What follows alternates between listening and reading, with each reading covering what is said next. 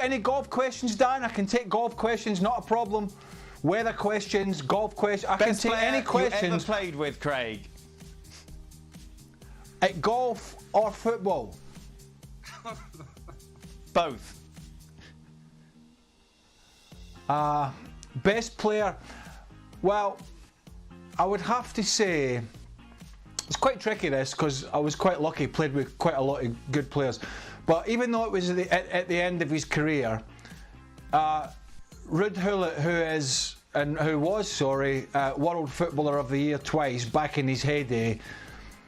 I mean, I saw him when he was about 34 or whatever it was. I played with him for a year and I played under him for a year.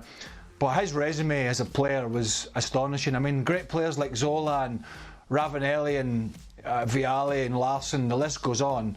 But he was absolutely at the top of the tree, at the peak of his career, and he was just an unbelievable athlete with an incredible amount of talent. Apart from managing football teams, that is. But when it comes to his playing resume, he was exceptional. Who was the worst manager, John Gregory or Ruud Gullit? Told you the other day, I'm not asking that. I'm not answering those kind of questions. And in fact, the next time you ask a question like that, and I got a text message, in fact, it doesn't have to be a question. When I get a text message halfway around, by the way, I never normally look at my phone, right? I never, you know this, Dan. My phone never comes out my Ali, who was the best player you ever played with? With or against? Or is that included in the question? With.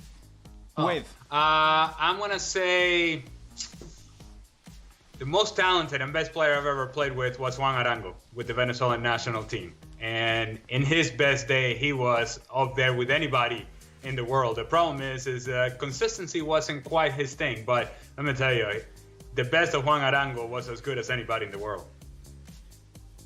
If you haven't seen some of his goals, YouTube them, they're unbelievable. Yeah, let me tell you something. You know how all this came to make the World Cup? Why is there such a difference between the teams in CONMEBOL? How do they close the gap?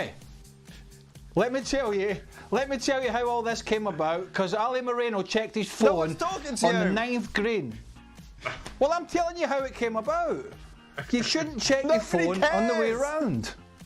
I care. I'm sorry. I'm sorry. care. Am I being blamed for this? Am I being blamed? It feels like I'm being blamed.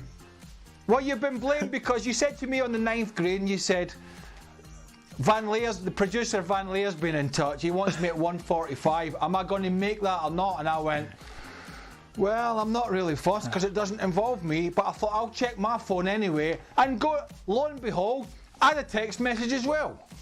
So the fact is, I should stick with it. Don't check your phone on the way around. That's what I'm doing from now on.